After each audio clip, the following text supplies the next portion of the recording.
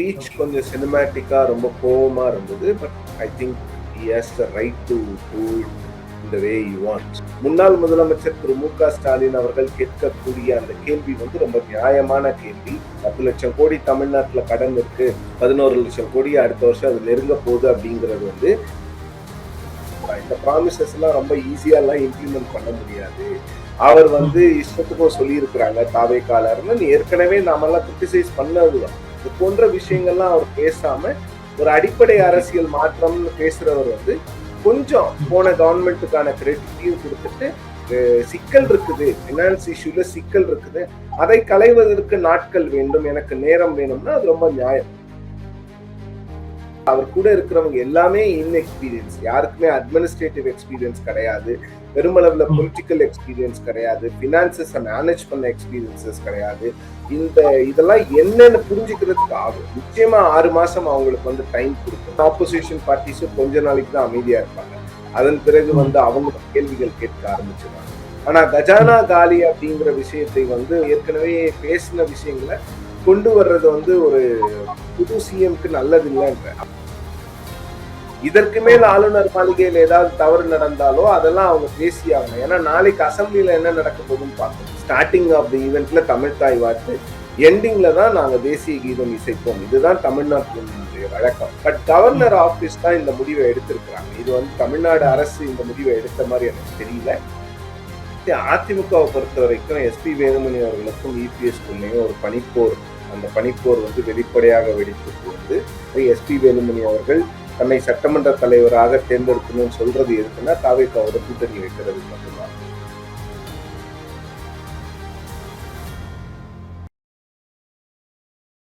Debate நேயர்களுக்கு வணக்கம். இன்றைய சிறப்பு நேர்காணலில் நம்மோடு இணைந்திருக்கிறார் மூத்த பத்திரிகையாளர் திரு சிவபிரியன் அவர்கள். சார் வணக்கம். வணக்கம் முருகன். தாவேகா தலைவர் விஜய் தமிழ்நாட்டின் முதலமைச்சரா இன்றைய தினம் பொறுப்பேற்றிருக்காரு. பொறுப்பேற்றது உடனே ஒரு 3 விஷயங்கள்ல கையெழுத்திட்டு இருக்காரு. ஒண்ணு 200 யூனிட் வரை இலவச மின்சாரம், சிங்கப்பெண் சிறப்பு அதிரடிப்படை, போதைப் பொருள் தடுப்பு நடவடிக்கை உள்ளிட்ட 3 விஷயங்கள்ல தன்னுடைய முதல் கையொப்பத்தை இட்டிருக்காரு. இந்த ஆட்சியினுடைய தொடக்கம் எப்படி இருக்கு நம்ம பார்க்கலாம் சார். தொடக்கம் சரியான தொடக்கம், அதுல எந்த ஒரு மாற்று கருத்தும் இல்லை. ஸ்பீச் கொஞ்சம் சினிமேட்டிக்கா ரொம்ப கோவமா இருந்தது. But I think he has the right to do it in the way he wants. அதுல ஒன்றும் மாற்று கருத்து கிடையாது. பட் இந்த 200 யூனிட் அப்படிங்கிறது வந்து அது ஏற்கனவே அவங்க ப்ராமிஸ் பண்ணதுதான். ஏன்னா அவங்க ப்ராமிஸ் பண்ணதுலயே இருக்கிறதுலயே ரொம்ப குறைவான செலவு ஆகக்கூடிய ஒரு ப்ராமிஸ் இது மட்டும்தான். அவங்க தகுதி வாய்ந்த இல்லங்களுக்குன்னு தான் சொல்லியிருக்கிறாங்க, எல்லாருக்கும் யூனிவர்சலா சொல்லலை. அதனால தகுதி வாய்ந்த இல்லங்கள்னா 500 யூனிட்டுக்குள்ள, மாசத்துக்கு 250 யூனிட் அது கணக்கு. மாசத்துக்கு 250 யூனிட்டுக்குள்ள யூஸ் பண்ற குடும்பங்களுக்கு மாசத்துக்கு 100 அப்படின்னா 500 யூனிட்டுக்குள்ள யூஸ் பண்றவங்களுக்கு 200 யூனிட் ஃப்ரீ. இப்படிதான் அந்த ப்ராமிஸ் அவங்க பில் பண்ணியிருக்கிறாங்க. அந்த ப்ராமிஸை இன்னைக்கு ஃபர்ஸ்டா அவங்க கொடுத்துருக்குறாங்க. அது கிட்டத்தட்ட ஒரு 12,000 கோடி வருதுன்னு நினைக்கிறேன் வருஷத்துக்கு. மற்ற ப்ராமிசஸ்லாம் ரொம்ப அதிக ஃபினான்சஸ் தேவைப்படுது. அதனால அதெல்லாம் பண்றதுக்கான வாய்ப்புகள் இல்லை அப்படிங்கிறத விஜய் அவர்களே சொல்லியிருக்கிறாரு. பட் இந்த 10 லட்சம் கோடி அப்படிங்கிறாரு கடன். ஆனா அந்த 10 லட்சம் கோடி இருக்கிறது அவருக்கு ஏற்கனவே தெரியும். அவர் தெரிஞ்ச பிறகுதான் இந்த ப்ராமிசஸ் எல்லாம் கொடுத்தாங்க. ஓகே, அதேதான் முதலமைச்சர் இந்த தினம் தன்னோட ட்விட்டர் பதிவிலையும் கேட்டிருந்தாரு. நாங்க பிப்ரவரியில் நடந்த நிதி கூட்டத்தின் போதே நாங்க சொல்லிட்டோம், அதுக்கப்புறம் தான் நீங்க உங்களுடைய தேர்தல் அறிக்கைகளையும் கொடுத்தீங்க, அப்ப தெரியலையா இந்த மாதிரி நெருக்கடி இருக்கு அப்படிங்கிறதுன்னு சொல்றாரு. ஆமா, அந்த இதுக்கு அப்புறம் வருவோம். அப்புறம் இன்னொரு ப்ராமிசஸ் வந்து அந்த சிங்கப்பெண் அப்படிங்கிறது ஏற்கனவே அவங்க சொன்னதுதான். இந்த ட்ரக்காக ஒரு தனி டிவிஷன் அப்படிங்கிறது வந்து உண்மையிலேயே ரொம்ப தேவையான ஒரு விஷயம். ஏன்னா நான் தேர்தல் கவரேஜுக்கு போகும்போது எல்லா இடங்கள்லயும் மக்கள் வந்து பெரிய ஒரு கம்ப்ளைண்டா சொன்னது வந்து இந்த போதைப் பொருள் புழக்கம், அது வந்து இளைஞர்களை வந்து வேறு ஒரு அழிவு பாதைக்கு கொண்டு செல்கிறது அப்படிங்கிறது தான். ஸோ இன்னைக்கு ஃபர்ஸ்ட் மீட்டிங்கும் ஆஸ் சிஎம்மா திரு விஜய் அவர்கள் வந்து லா அண்ட் ஆர்டரை பத்தி தான் பேசியிருக்கிறாரு. லா அண்ட் ஆர்டரை பத்தி நான் அடிக்கடி ரிவ்யூ மீட்டிங்ஸ் நடத்துவேங்கிறது ரொம்ப தெளிவா பேசுறாரு. ஸோ அதனால தொடக்கம் நல்லா தான் இருக்குது, அதுல எந்த ஒரு பிரச்சனையும் இல்லை. ஸோ நீங்க கேட்ட அந்த முதலமைச்சர், அதாவது முன்னாள் முதலமைச்சர் திரு மு.க. ஸ்டாலின் அவர்களுடைய பதில் வந்து அது சரியான பதில் தான். அது வந்து ஒரு விஜய் அவர்கள் வந்து முதல் ஸ்பீச்லயே வந்து ஒரு பொலிட்டிக்கல் இஷ்யூவை டச் பண்ணும் போது அதற்கு ஒரு எதிர்க்கட்சியாக திமுக பதில் சொல்ல வேண்டிய கட்டாயத்திற்கு இருக்கிறது. எதிர்க்கட்சியாக மட்டும் இல்லாமல் அவங்க தான் நேற்றைக்கு வரைக்கும் தமிழ்நாட்டில் டெக்னிக்கலா ஆட்சியில இருந்தாங்க. ஸோ அவங்க அந்த பதிலை சொல்லிதான் ஆக வேண்டும். முன்னாள் முதலமைச்சர் திரு மு.க. ஸ்டாலின் அவர்கள் கேட்கக்கூடிய அந்த கேள்வி வந்து ரொம்ப நியாயமான கேள்வி. அதுக்கு தாவேகாவில இருந்தோ இல்ல தமிழ்நாடு அரசு தரப்பிலிருந்தோ உண்மை ஏதாவது ஒரு ரிப்ளை வரணும். ஏன்னா உங்களுக்கு தெரியும் இல்ல, ஏற்கனவே சொன்னதுதான், ஒன்றும் தெரியாததெல்லாம் கிடையாது. 10 லட்சம் கோடி தமிழ்நாட்டுல கடன் இருக்கு, 11 லட்சம் கோடி அடுத்த வருஷம் அது நெருங்க போகுது அப்படிங்கிறது இந்த பட்ஜெட்ல வந்த ஃபிகர் தான். அது எல்லாருக்குமே தெரியும். பட்ஜெட் வந்த பிறகுதான் மார்ச் 8ஆம் தேதி தான் விஜய் அவர்கள் முதல் முறையா தன்னோட ப்ராமிசஸை விமனுக்கு அனௌன்ஸ் பண்றாரு. ஸோ அந்த விமர்சனம் மிகவும் நியாயமான விமர்சனம். அது ஒரு அரசாக தாவேகா அதை ஏற்றுக்கொள்ள வேண்டும். அதே போல கஜானாவே காலியா இருக்கு, என்ன நிதி நிலைமை இருக்கு அப்படிங்கறத பார்த்துட்டு நான் படிப்படியா என்னுடைய வாக்குறுதிகள் எல்லாத்தையுமே நான் நிறைவேற்றுவேன், அதுக்கு எனக்கு நீங்க கொஞ்சம் டைம் கொடுக்கணும் அப்படிங்கறதையுமே முதலமைச்சர் விஜய் அவர்கள் சொல்லியிருக்காங்க. இல்ல, டைம் கொடுங்கன்னு கேட்டது ரொம்ப ஒரு நேர்மையான ஒரு விஷயம். நிச்சயமா எல்லாத்துக்குமே டைம் ஆகும். நாம ஏற்கனவே சொல்லிட்டு இருந்ததுதான், இந்த ப்ராமிசஸ் எல்லாம் ரொம்ப ஈஸியா எல்லாம் இம்ப்ளிமெண்ட் பண்ண முடியாது. அவர் இஷ்டத்துக்கும் சொல்லி இருக்கிறாங்க தாவேகால இருந்து, ஏற்கனவே நாம எல்லாம் கிரிட்டிசைஸ் பண்ணதுதான், புதுசா ஒரு விஷயம் எல்லாம் கிடையாது. பட் அதை எப்படி பண்ண போறாரு அப்படின்னும் போது அந்த டைம் எனக்கு கொடுங்கன்னு கேட்டது சரி. ஆனா அரசாங்க கஜானா மொத்தமே காலியா இருக்குதுன்னு சொன்னது நிச்சயமா ஏத்துக்க முடியாது. எல்லா அரசாங்கங்களும் இதைதான் சொல்வார்கள். ஜெயலலிதா அவர்கள் ஆட்சிக்கு வந்தால் அவருடைய முதல் கம்ப்ளைண்ட் ப்ரீவியஸ் டிஎம்கே கவர்மெண்ட் மேல கஜானா காலி கஜானா காலி அப்படிதான் இருக்கும். ஸோ கஜானா காலியா இருந்தா உங்களால எந்த ஒரு முடிவுமே எடுக்க முடியாது. பட் அது போன்ற விஷயங்கள்லாம் அவர் பேசாம ஒரு அடிப்படை அரசியல் மாற்றம்னு பேசுறவர் கொஞ்சம் போன கவர்மெண்ட்டுக்கான கிரெடிட்டையும் கொடுத்துட்டு, சிக்கல் இருக்குது, பினான்ஸ் இஷ்யூல சிக்கல் இருக்குது, அதை களைவதற்கு நாட்கள் வேண்டும், எனக்கு நேரம் வேணும்னா அது ரொம்ப நியாயம். இன்னொன்னு, விஜய் போன்ற ஒரு புதுமுகத்திற்கு, அதாவது அவர் கூட இருக்கிறவங்க எல்லாமே இன்எக்ஸ்பீரியன்ஸ், யாருக்குமே அட்மினிஸ்ட்ரேட்டிவ் எக்ஸ்பீரியன்ஸ் கிடையாது, பெருமளவுல பொலிட்டிக்கல் எக்ஸ்பீரியன்ஸ் கிடையாது, பினான்சஸை மேனேஜ் பண்ண எக்ஸ்பீரியன்சஸ் கிடையாது. அவங்களுக்கு ஒரு 6 மாசம் மினிமம் இந்த இதெல்லாம் என்னன்னு புரிஞ்சுக்கிறதுக்கு ஆகும். நிச்சயமா 6 மாசம் அவங்களுக்கு டைம் கொடுக்கணும். நிறைய விஷயங்கள்ல அவங்க ஏதாவது தவறு பண்ணா கூட சுட்டி காட்டணுமே தவிர அவங்க பெருமளவுல அவங்களை கிரிட்டிசைஸ் பண்ணக்கூடாது. இதே ஹனிமூன் பீரியட் டிஎம்கே கவர்மெண்ட்டுக்கும் இருந்தது, இல்லாமல்லாம் இல்ல. எடுத்த நாள்ல இருந்தே எல்லாரும் டிஎம்கே கவர்மெண்ட் எல்லாம் கிரிட்டிசைஸ் பண்ணல. சோ விஜய் அவர்கள் அதை புரிந்து கொண்டு ஒரு 6 மாதத்துல இருந்து 1 வருடங்களுக்குள்ளாக அதை ரோட் மேப் கொண்டு வரணும். ஒருவேளை அவரால் இமீடியட்டா ப்ராமிசஸ் இம்ப்ளிமெண்ட் பண்ண முடியலன்னா இந்த ப்ராமிசஸ் இந்த டேட்ல இருந்து இம்ப்ளிமெண்ட் ஆகும் அப்படிங்கிற ஒரு டைம் டேபிளையாவது மக்கள் கிட்ட கொடுக்கணும். இல்ல பீப்புள் வில் பிகம் ரெஸ்ட்லெஸ். அது ஒரு பிரச்சனை ஆயிடும். ஏன்னா கொடுக்கவே இல்லை. ஏன்னா ஆப்போசிஷன் பார்ட்டிஸும் கொஞ்ச நாளைக்கு தான் அமைதியா இருப்பாங்க. அதன் பிறகு அவங்க கேள்விகள் கேட்க ஆரம்பிச்சிருவாங்க.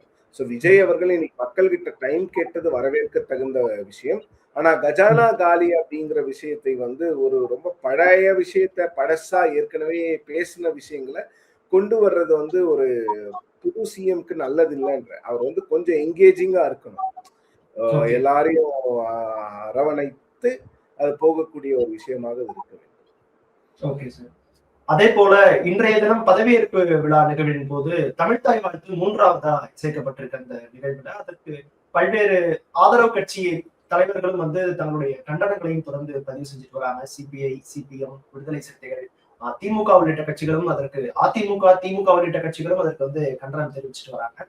சோ இப்ப ஆட்சி அமைக்க பெரும்பான்மை இல்லாத சூழல்ல நேற்று வரைக்குமே இந்த கூட்டணி இழுபறியில முடிஞ்சுதான் கம்யூனிஸ்ட், விசிகா உள்ளிட்ட கட்சிகள் தாவேகாவுக்கு ஆதரவு கொடுத்திருக்காங்க.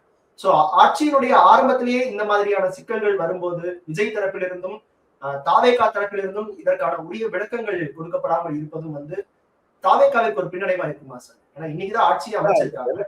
கொடுக்கணும். ஆக்சுவலா இது கவர்னர் ஆபீஸ்ல தான் இது முடிவு எடுத்திருக்காங்க. பட் ஆனா அவங்க கவர்மெண்ட் ஆபீஸ்க்கு அவங்களோட அப்ஜெக்ஷனை சொல்லியிருக்காங்கன்னா அதை மக்கள் கிட்ட கொண்டு சொல்லணும். முதல் நாள்லயே இது நடக்கும்னு அவங்களும் நிச்சயமா, நான் அவங்கள சப்போர்ட் எல்லாம் பண்ணல, இந்த மாதிரி நடக்கும்னு அவங்களும் நிச்சயமா எதிர்பார்த்திருக்க மாட்டாங்க. ஏன்னா யாருக்குமே என்ன ஆட்சி அமைக்கிறதுக்கு தனிப்பெரும் கட்சியா இருந்து ஆளுநர் அழைப்பு விடுக்காத போதே தாவேகா சைட்ல இருந்து எந்தவித ஒரு அதிருப்தியோ கண்டனமோ எதுவுமே அவங்க தெரிவிக்கல. மற்ற எல்லா கட்சிகளுமே தெரிவிச்சிருந்தாங்க. ஆமா சோ ஆமா அதே அந்த நிலை விஷயத்துக்குரிய இதுவும் தொடரும் பட்சத்துல அது இவங்களுக்கு பின்னடைவா இருக்கும்ல. அதற்காக இல்ல கேட்கிறேன். அது பின்னடைவா தான் இருக்கும். அவங்க ஏதாவது பேசணும். ஓகே, இன்னைக்கு இஷ்யூ ஓகே. இதற்கு மேல் ஓகே. ஆளுநர் மாளிகையில ஏதாவது தவறு நடந்தாலோ அதெல்லாம் அவங்க பேசியாகணும். ஏன்னா நாளைக்கு அசெம்பிளில என்ன நடக்க போகுதுன்னு பார்க்கணும். அசெம்பிளி வந்து ம். நாளைக்கு கூடும்போது நிச்சயமா தமிழ்த்தாய் வாழ்த்து தான் அங்க வந்து கவர்னர்ஸ் அட்ரஸ் நாளைக்கு கவர்னர்ஸ் அட்ரஸ் இல்ல. அடுத்த முறை வரும்போது அங்க தமிழ்த்தாய் வாழ்த்து தான் இசைக்கப்படணும். அதுதான் தமிழ்நாடு ஓகே, சட்டமன்றத்தினுடைய மரபு. ஓகே. இது என்ன இவங்க வந்து ஹோம் மினிஸ்ட்ரி ஆர்டர சொல்றாங்க. நானும் அந்த ஆர்டர ட்விட்டர்ல போட்டிருக்கேன். பட் ம், ம். அத வந்து நேத்து வந்து வெஸ்ட் பெங்கால்ல கூட ஃபாலோ பண்ணல. ஆனா அந்த அளவுக்கு ஃபாலோ ஓகே. பண்ண வேண்டிய ஒரு விஷயமாவும் தெரியல. பட் ம், கவர்னர் ஆபீஸ் தான் இந்த முடிவ எடுத்திருக்கிறாங்க. இது வந்து தமிழ்நாடு ம். அரசு இந்த முடிவ எடுத்த மாரி எனக்கு தெரியல. இவங்க வந்து ஓகே, ஏற்கனவே இருக்கக்கூடிய அந்த செட் புரோட்டோகால்ஸ வந்து ஃபாலோ பண்ண சொல்லி கவர்னர் ஆபீஸ்க்கு இவங்க ஒரு கடிதம் எழுதணும். இல்ல கவர்னர் ஆபீஸ்க்கு இவங்க வந்து அத இன்ஃபார்ம் பண்ணணும். ஓகே. தமிழ்நாட்டுல இதுதான் செட் புரோட்டோகால். முதல்ல ஸ்டார்ட்டிங் ஆஃப் தி ஈவென்ட்ல தமிழ்த்தாய் வாழ்த்து, எண்டிங்ல தான் நாங்க தேசிய கீதம் இசைப்போம். இதுதான் தமிழ்நாட்டினுடைய வழக்கம். அப்படி இல்லன்னா ஓகே. ஸ்டார்ட்டிங்லயே கூட தமிழ்த்தாய் வாழ்த்து, தேசிய கீதம். அதன் பிறகுதான் நீங்க வந்து மத்த விஷயத்துக்கு போணும். அப்படி இல்லன்னா தேசிய கீதம், தமிழ்த்தாய் வாழ்த்து. இப்படிதான் இங்க இருக்குது. இப்படிதான் இங்க இருக்கணும். இதுதான் இங்க ம், இருக்கக்கூடிய நடைமுறை. அத வந்து அவங்க எடுத்து சொல்லணும். அவங்களுக்கு ஆக்சுவலி தெரியலன்னு நினைக்கிறேன். அவங்களுக்கு நிறைய ஓகே. இஷ்யூஸ் புரியல. அது போன்ற இதுதான். ம், இதுல எனக்கு இதுல இருக்கக்கூடிய சென்சிட்டிவிட்டிஸ்லாம் ரொம்ப புரியுது. இது வந்து ரொம்ப ஒரு மக்களுக்கு பெருசா இதுல வந்து ஒரு இஷ்யூ இருக்காது. அது என்ன பாட்டு தானே ஓகே, அப்படின்னுவாங்க. பட் தமிழ்நாட்டுல இது ஒரு சென்சிட்டிவான இஷ்யூ தான். யாரும் இல்லைன்னுலாம் சொல்லல. ஆனால் ஓகே. முதல் நாளே இது நடந்ததுனால அவங்களுக்கு ஒரு பெனிஃபிட் ஆஃப் டவுட்ட குடுக்கணுங்கிறது தான். ஏன்னா அவங்களுக்கு அது தெரிஞ்சிருக்க வாய்ப்பில்ல. இது மேலும் மேலும் இது நடந்து கொண்டிருந்தால், அப்போ நாம கேள்வி கேட்கிறது வந்து ரொம்ப ஒரு நியாயமான விஷயம். ஃபர்ஸ்ட் ம், டேங்கிறதுனால அவங்களுக்கு தெரியாதுங்கிற ஒரு பெனிஃபிட் ஆஃப் டவுட்ட நிச்சயமா ம். தாவேக்காவுக்கு நம்ம குடுத்து தான் ஆகணும். ஓகே. சட்டமன்றத்துல திமுக எதிர்க்கட்சியா அமர இருக்காங்க. இன்றைய தினம் இந்த 10,00,000 கோடி கடன் இருக்கு அப்படின்னு விஜய் அவர்கள் பேசின விஷயத்துக்கு திமுகவினுடைய தலைவர் ஸ்டாலினும் கண்டனம் தெரிவிச்சிருக்காரு. அந்த கட்சியை சார்ந்த எம்எல்ஏக்களும் நிர்வாகிகளுமே தொடர்ந்து கண்டனம் தெரிவிக்க ஆரம்பிச்சிட்டாங்க. சோ வலுவான ஒரு எதிர்க்கட்சியா மீண்டும் நம்ம செயல்பட தொடங்கணும் அப்படிங்கிற ஒரு மோட்டோவோட திமுக முன்னாடி இறங்கிட்டாங்க. நிச்சயமா திமுக எப்பவுமே ஒரு வலுவான எதிர்க்கட்சி தான். அதெல்லாம் அவங்க ஓகே. கிட்ட வந்து அத அடிச்சுக்கவே முடியாது. அவங்க ரொம்ப வாசிஃபரஸா ம், இருப்பாங்க. அவங்கள ஹேண்டில் ம், பண்றதே பெரிய விஷயம் தான் அசெம்பிளில. ரொம்ப சிக்கலான ஒரு விஷயமும் கூட. அது வந்து ம். நீங்க நிச்சயமா அத வந்து நீங்க கவனத்தில் கொண்டே ஆக வேண்டிய ஒரு விஷயம். அவங்க ஓகே. அவங்க ரொம்ப வாஸ்பரஸா இருப்பாங்க. 59 பேர் இருக்காங்க. ம், ம், சில சமயத்துல சட்டமன்றத்த நடத்தவே விட மாட்டாங்க. ம். அந்த மாரி சிக்கல்கள்லாம் கொண்டு வருவாங்க. அது எதிர்க்கட்சியினோட உரிமை. அத நீங்க ஒண்ணுமே பண்ண ஓகே. முடியாது. சோ அதே போல அதிமுகக்குள்ளும் நிறைய சிக்கல்களும், குழப்பங்களும், பேச்சுவார்த்தைகளும் போயிட்டு இருக்கிறதையும் நம்ம பார்க்க முடியுது. அந்த கட்சியினுடைய தலைவரா யார் இருக்க போறாங்க? சட்டமன்றத்துல யார் யாரெல்லாம் வர போறாங்க? அவங்களுக்குள்ளயும் ஒரு பிளவு ஏற்படக்கூடிய ஒரு சூழல் நிலவிட்டு இருக்கு அப்படிங்கிற தகவல்களும் வருது. என்ன அப்டேட்ல இருக்கு சார் அதிமுக? அதிமுகவை பொறுத்த வரைக்கும் எஸ்பி வேலுமணி அவர்களுக்கும் இபிஎஸ்குள்ளேயும் ஒரு பனிப்போர் அந்த பனிப்போர் வந்து வெளிப்படையாக வெடித்துக்கு வந்து எஸ்பி வேலுமணி ஓகே, வந்து தன்னை வந்து அதிமுகவினுடைய சட்டமன்ற கட்சி தலைவராக ஓகே, தேர்ந்தெடுக்க வேண்டும் என்று சொல்கிறார். இபிஎஸ் அதற்கு ஒத்துக்க மாட்டேங்கிறாரு. எஸ்பி வேலுமணி அவர்கள் தன்னை சட்டமன்ற தலைவராக தேர்ந்தெடுக்கணும்னு சொல்றது எதுக்குன்னா தாவேக்காவோட கூட்டணி வைக்கிறதுக்கு மட்டும்தான், வேற எதுக்கும் கிடையாது. ஓகே. அவங்க வந்து ம், ஒண்ணு கூட்டணி வைப்பாங்க, இல்ல தாவேக்காவோடு ஏதாவது ஒரு ஒரு ஒரு டீலிங் வச்சுக்கிட்டு ஆட்சியில் ம். பங்கு, இல்ல அதிகாரத்தில் பங்கு அது போன்ற விஷயங்களை செய்யணும்னு நினைக்கிறாங்க. அதிமுக வந்து இன்னும் 5 எடப்பாடி வருடம் அது செய்ய வேணாம்னு நினைக்கிறாரு சார். ஆட்சியிலும் பங்கு, அவர் அதிகாரத்திலும் பங்கு. வேணாம்ன்றாங்க, இவங்க வேணுங்கிறாங்க. இவங்க ஓகே, வேணுங்கிறாங்க. ஆனா இன்னும் 5 ஓகே. வருஷம் நம்மளால எதிர்க்கட்சியா தமிழ்நாட்டுல செயல்பட முடியாது. ஏன்னா திமுக ம், தான் பிரதான எதிர்க்கட்சி. நம்ம திமுகவுக்கு பின் வரிசையில உட்கார்ந்து கொண்டு அரசியல் செய்ய முடியாதுன்னு அவங்க நினைக்கிறாங்க. ஓகே. சோ இது வந்து தாவேக்காவுடன் இணைவதற்கான ஒரு முயற்சியா நம்ம பார்க்கலாமா? ஆமா, அந்த மாரி ஏதோ ஒரு விஷயத்த பண்றாங்க. அது இன்னும் ஃபைனல் ஷேப்க்கு வரல. அதனால ஃபைனல் ஷேப்க்கு ஓகே, வராம அது நம்ம பேசுறது வந்து நியாயம் இல்லைன்னு நினைக்கிறேன். இப்போதைக்கு ஓகே. அதிமுக சட்டமன்ற கட்சி தலைவராக யார் வரணுங்கிறதுல ஒரு போட்டி இருக்கு. தாவேகா இன்றைய தினம் ஆட்சி அமைச்சிருக்காங்க. அவங்களுடைய செயல்பாடுகள் எப்படி இருக்கு அப்படிங்கிறத இனி வரும் காலங்கள்ல நம்ம பார்ப்போம். உங்களுடைய நேரத்திற்கும் கருத்திற்கும் நன்றி சார்.